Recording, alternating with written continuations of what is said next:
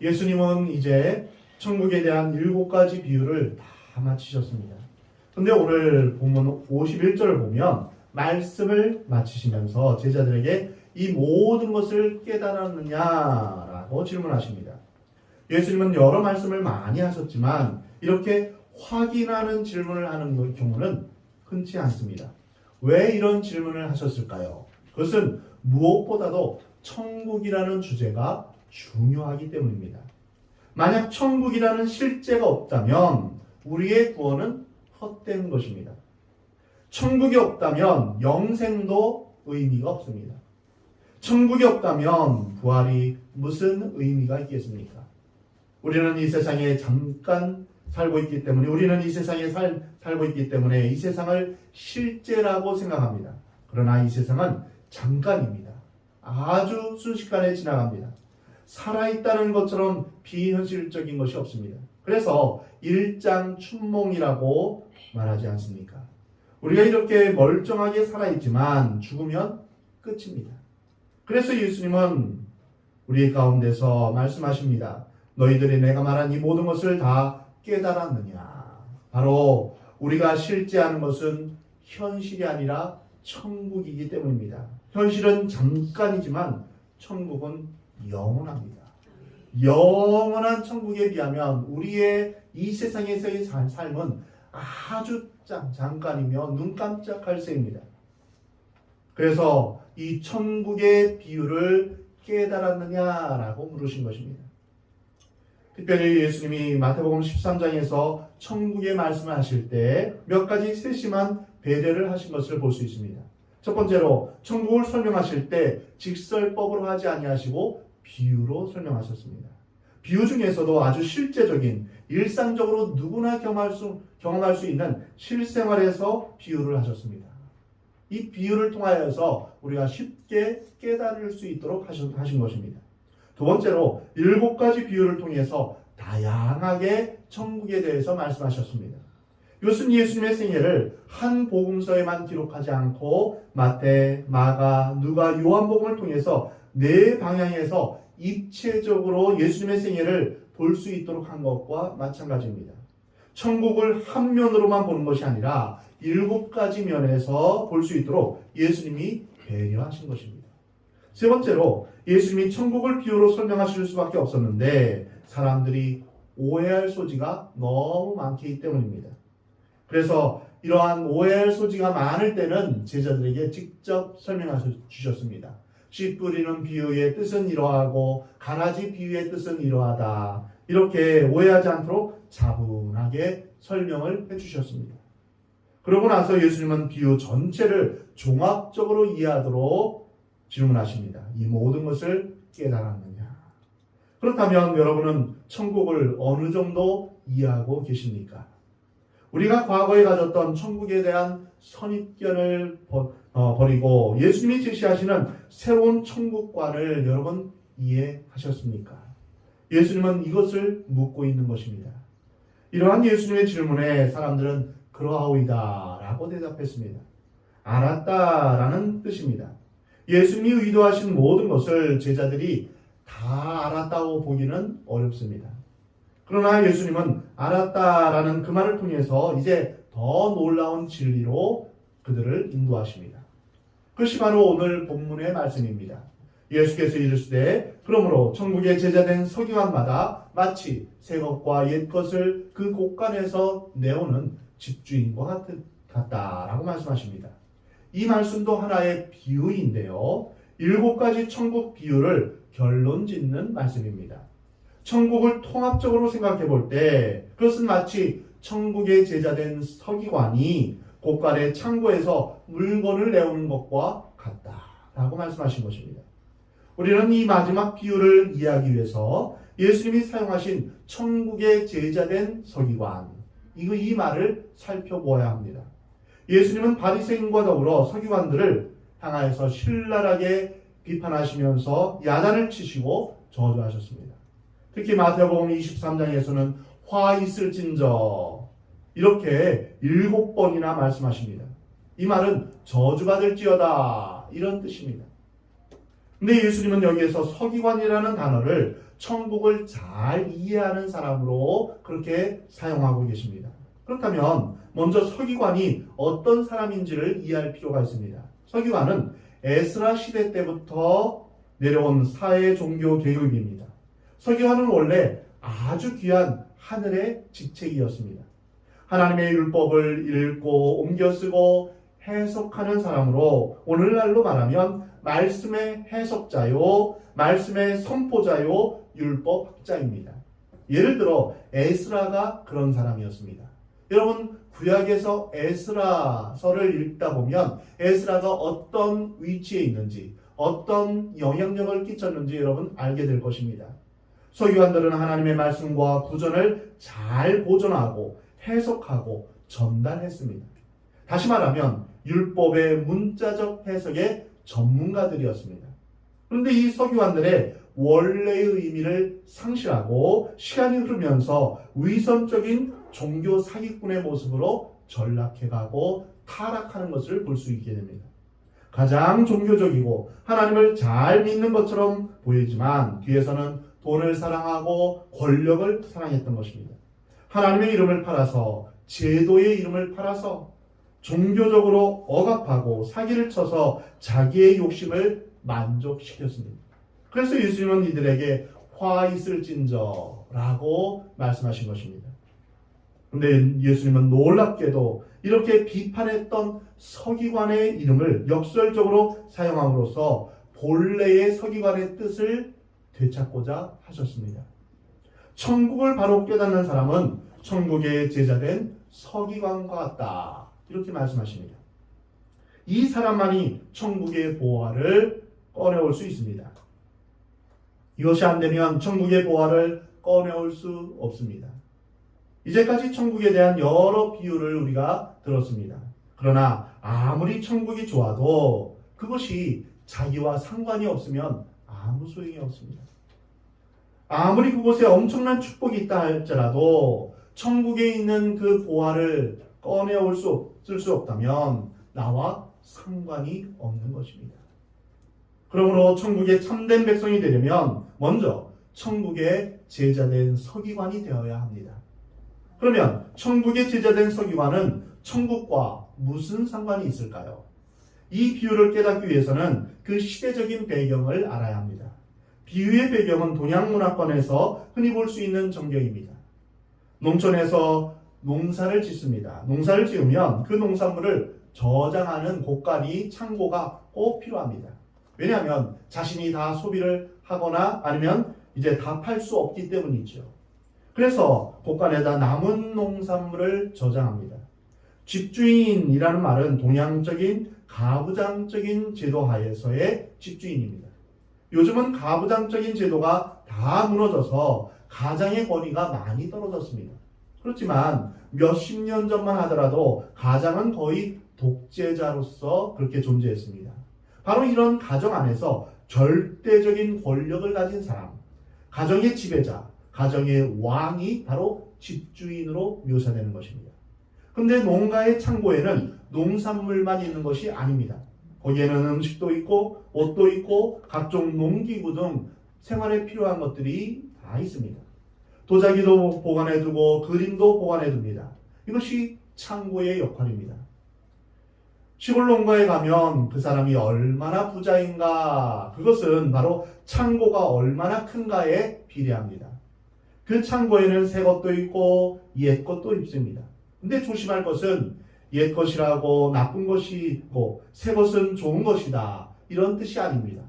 옛 것이 더 좋을 수도 있고 새 것이 더 좋을 수도 있습니다. 그리고 더 재미있는 것은 창고를 가진 집주인이 가난할 경우에는 남에게 줄 것을 보유할 능력이 없다는 것입니다. 자기 쓸 것만 있을 뿐입니다. 그러나 부자의 경우는 다릅니다. 자기가 먹고 쓸 것 외에도 다른 사람에게 무한히 나누어 줄 정도의 물건을 가지고 있습니다. 자, 이제 하늘의 창고를 생각해 봅시다. 천국은 일종의 커다란 창고입니다. 하나님의 무한한, 무진장한, 상상할 수 없는 모든 것으로 가득 차 있는 창고인 것입니다. 이 창고에 있는 모든 것을 빼낼 수 있는 것은 천국의 제자된 서기관입니다.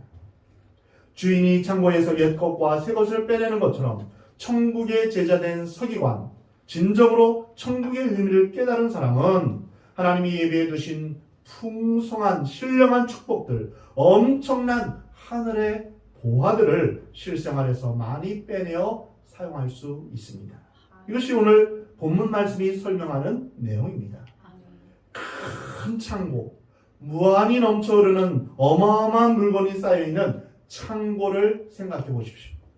오늘 먹으면 다 떨어질 그런 쌀떡이 아니라 퍼내도 끝이 없는 쌀떡을 한번 상상해 보십시오. 오늘 떡을 구우면 없어질 마지막 기름이 아니라 부어도 샘물처럼 솟아나는 엄청난 기름이 있는 그런 기름떡을 생각해 보십시오. 어떤 절대 권력을 가진 군주가 자기의 종들이나 가축들, 각종 보화나 무기들 주고 싶은 사람에게 무제한으로 주는 것. 그것이 바로 천국의 그림입니다. 상상할 수 없는 하늘의 무진장한 영적 보화, 그리고 축복들, 영생과 구원과 신령한 것들을 포함해서 모든 것들이 하나님의 창고 안에 있는 것입니다. 천국의 제자된 서기관이 옛 것과 새 것을 곳간에서 꺼내온다고 했는데 여기에서 내어온다, 꺼내온다 이 말은 원어에는 아낌없이 제한을 받지 않고 물건을 내어 던진다 이런 의미입니다.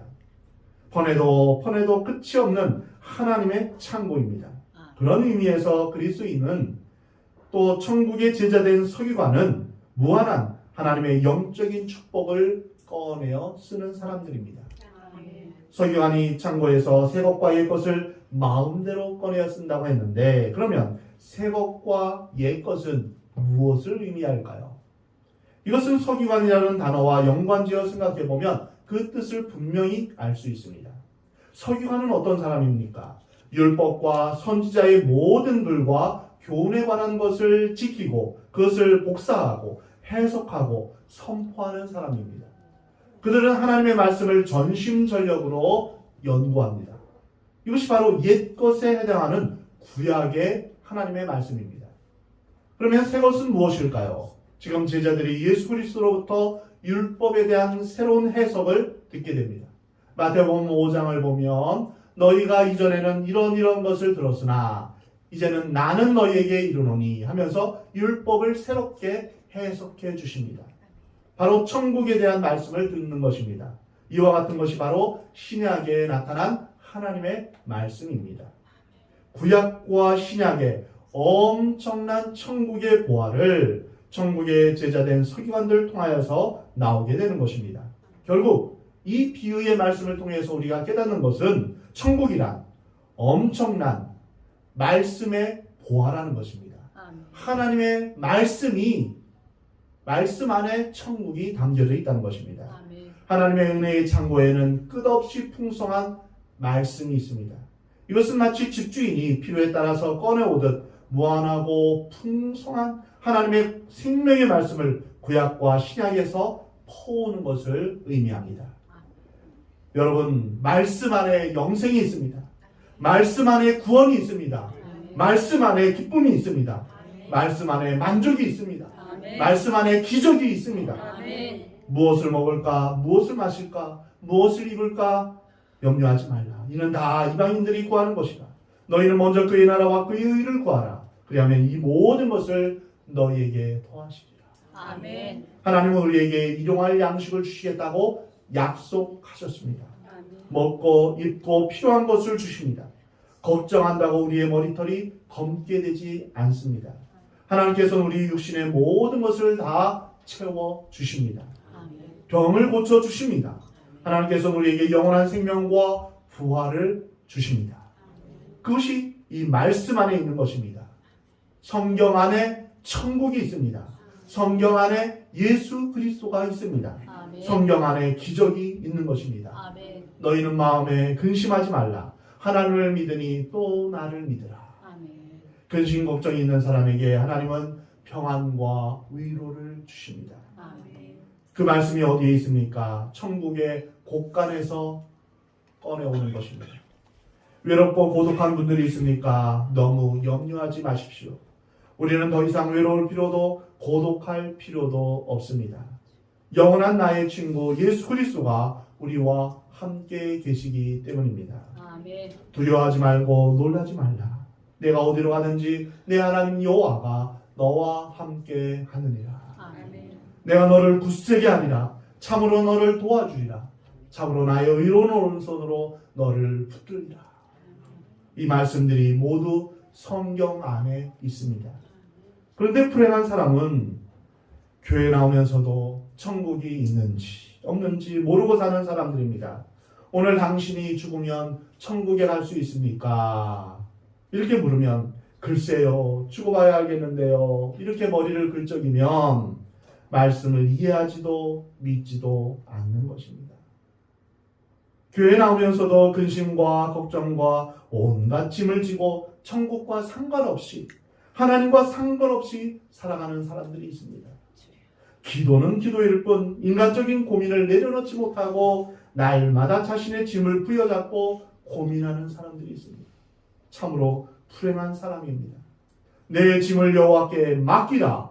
그가 너를 붙드시고 의인의 요동함을 영원히 허락하지 아니하시리로다. 아멘. 우리 주님께서 약속하셨습니다. 우리 주님이 약속하셨는데 이 약속을 내 것으로 삼지 않으면 참으로 불행한 것입니다. 우리가 왜 교회에 옵니까? 그것은 다른 어떤 것이 아닙니다. 하나님을 만나기 위해서입니다. 영원한 하나님을 만나고 그 안에서 생명을 얻고 구원을 얻으며 또한 그 안에서 우리가 참된 평화와 안식을 누리게 되는 것입니다. 하나님 나라에는 엄청난 것들이 있습니다. 우리의 모든 문제를 해결할 수 있는 풍성한 것들이 가득 차 있습니다. 아멘. 우리는 이 천국의 곳간을 마음대로 들락달락할 수 있는 천국의 제자된 서기관들입니다. 이것이 예수님의 마지막 비유의 말씀입니다. 우리는 지금까지 7가지의 비유의 말씀을 들었습니다. 그리고 이 비유를 해석한 오늘 이 비유를 또한 들었습니다. 우리는 여기에서 3가지를 정리할 수 있습니다. 첫 번째로 천국은 분명히 있다는 사실입니다. 하나님은 분명히 살아 계십니다. 아멘. 하나님이 없다고 주장하면, 하나님이 없다고 믿기 시작하면 저주가 임합니다. 하나님이 없으면 우리 사람은 동물과 다를 바가 없습니다. 하나님이 없다, 이것을 전제하고 만든 이론이 무엇입니까? 진화론입니다. 진화론은 뭡니까? 우리 인간이 단세포에서 시작해서 다세포 분열하고 또 점점점 진화해서 물고기에서 또 이제 동물로 걸어다니는 동물에서 또 유인원에서 또 인간으로 진화되었다고 했는데, 그렇다면 지금은 왜 종과 종 사이에 진화되는 중간 개체가 왜 없습니까? 왜 지금은 진화가 멈췄습니까? 그 진화는 한낱 허구에 불과합니다. 만약 진화가 사실이라면 그 진화가 지금도 이루어져야 하는 것입니다. 만약 진화론이 사실이라면 우리는 동물에 불과합니다. 윤리나 도덕이나 철학이나 그 어떤 것도 소용이 없습니다. 또한 우리의 삶의 의미와 목적도 찾을 수가 없습니다. 왜 이 세상에 왔다가 어떻게 살다가 어디로 가야 할지 어떤 것도 해답이 없습니다. 하나님이 없다면 세상 살다가 죽는 것으로 끝이 납니다. 그러기에 전쟁도 있고 약육 강식도 있고 이 세상에 모든 악이 존재하는 것입니다. 동물과 같이 그렇게 물고 뜯고 죽이고 싸우는 일들이 있게 되는 것입니다. 이것은 하나님이 없는 자들의 결국입니다. 마지막입니다. 하나님이 계시지 않는다고 생각하면 이렇게 마음대로 죄를 짓게 됩니다. 만약 하나님이 계시다고 생각하면 감히 죄를 지을 수가 없습니다. 예수 믿는 사람도 죄를 지을 때 그때는 하나님이 안 계시다고 또는 하나님이 안 보고 계신다고 착각하기 때문에 죄를 짓는 것입니다. 하나님이 지금 나를 보고 계신다면, 하나님이 지금 나의 삶의 현장 속에 계신다면 어찌 죄를 지을 수 있겠습니까? 이렇게 죄를 편안히 지으면서 살다가 그것으로 끝나고 심판이 없다면 우리가 의를 위하여 고난받을 필요가 무엇입니까? 선하게 살아야 할 이유가 무엇입니까? 그 많은 오해를 받고 억울함을 당하면서도 진리 안에 살아야 할 이유가 무엇입니까? 천국이 없다면, 심판이 없다면 우리가 이 땅에서 선하게 살 필요가 없습니다. 사람이 한번 죽는 것은 정한이 있지요. 그 후에는 심판이 있습니다.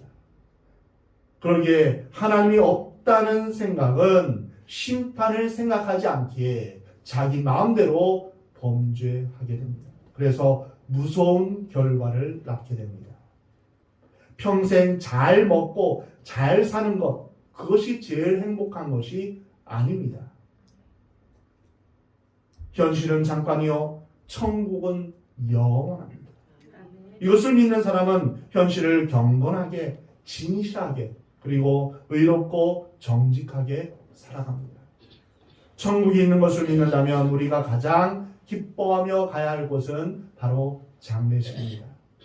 진실하게 예수님을 믿다가 죽은 사람의 장례식은 슬픈 것이 아니라 인생의 가장 화려하고 영광스러운 의식인 것입니다. 가장 불쌍한 사람은 예수님 믿지 않다가 죽는 사람입니다. 나의 인생을 마치며 기쁘고 영광스럽게 천국으로 가는 장례식. 그것은 박사학위식이나 대통령 즉위식과는 비교할 수 없는 가장 찬란하고 축복된 순간입니다. 그러므로 예수님을 믿는 그리스도인들에게 죽음은 더 이상 두려운 것이 아닙니다. 두 번째로, 천국은 구체적으로 우리의 삶에서부터 시작되는 것입니다. 천국은 죽어서 가는 것이 아닙니다. 천국은 예수 그리스도를 영접한 순간, 내 마음 가운데 예수님을 마음 가운데 모신 순간 시작되는 것입니다. 우리 손에 하나님의 말씀이 주어지는 순간 천국의 씨앗이 뿌려지는 것입니다. 천국은 내 마음 가운데 있는 것입니다. 예수님은 말씀하시기를 천국은 여기 있다 저기 있다 할 것이 아니라 너희 마음 가운데 있다 라고 말씀하셨습니다. 우리의 삶의 현장에서, 우리의 가정에서, 우리의 교회에서, 우리의 사회에서 시작되는 것입니다. 그래서 우리 교회는 이 세상을 천국으로 만들 책임이 있습니다. 가난한 자를 돌보고 병든 자를 돌볼 책임이 있습니다. 썩어가는 사회 모든 부분을 청소해야 될 빛과 소금의 역할을 감당할 책임이 있습니다. 천국은 여기서부터 시작되는 것입니다. 천국은 우리의 가정에서, 부부 사이에서 시작됩니다. 부부 사이에서 서로 비난하는 말을 그치시기 바랍니다. 가정에서 천국을 경험하는 것은 저 높은 곳의 천국을, 완전한 천국을 훈련하고 맛보는 것입니다. 자녀의 관계에서, 내가 속한 직장에서 내 지갑에 돈을 어떻게 쓰느냐에서부터 천국은 시작됩니다. 세 번째로, 천국에는 끝이 없는 보화가 있습니다. 세상 물건은 쓰면 닳아서 없어지지만 천국의 것은 쓰면 쓸수록 더 많아집니다. 퍼주면 퍼줄수록 더 많아집니다. 많이 베풀면 더 많은 것으로 채워주십니다. 이것이 천국입니다. 천국은 아낌없이 나누어 주는 것입니다. 그런데 중요한 것은 천국은 반드시 예수 그리스도와 함께 시작해야 한다는 것입니다. 사랑하는 성도 여러분, 지금 천국을 맛보고 싶으십니까? 어린아이처럼 예수님을 영접하십시오. 그리고 예수님을 영접한 분들은 온전히 그 예수님을 믿고 의지하며 주님만을 온전히 신뢰하며 살아가시 바랍니다. 나의 구주, 나의 하나님으로 예수님을 초청하면 그 순간 천국은 시작됩니다. 또 한 가지, 여러분의 손에 성경책을 쥐기 시작하십시오. 성경책은 책상 위에, 책꽂이에 꽂아놓는 책이 아닙니다. 장식용 책이 아닙니다. 일주일 동안 책상에 두었다가 주일날 탁 먼지 털면서 들고 다니는 그런 책이 아닙니다. 머리에 베고 자는 것도 아닙니다. 자동차에만 싣고 다니면서 주일에만 들고 오는 책이 아닙니다. 우리는 성경을 펴서 매일매일 읽어야 합니다. 말씀을 들어야 합니다. 말씀을 공부해야 됩니다. 글을 읽는 것이 피곤하고 또한 어렵다 하시는 분은 말씀을 계속 들으십시오. 들을 때 거기에 생명이 있습니다. 그리고 여러분 말씀을 공부하시기 바랍니다. 화요일 성경 공부에 참여하시기 바랍니다. 아직 참여하지 못하신 분들은 화요일 오전 9시 반에 또한 저녁 8시에 있습니다. 이 말씀, 생명의 말씀을 공부하며 여러분의 삶이 온전히 하나님이 주시는 그 풍성함을 누리며 사시기 바랍니다. 또한 우리는 말씀을 외워야 합니다. 말씀을 묵상해야 합니다. 말씀 안에 하나님의 보화가 있기 때문입니다.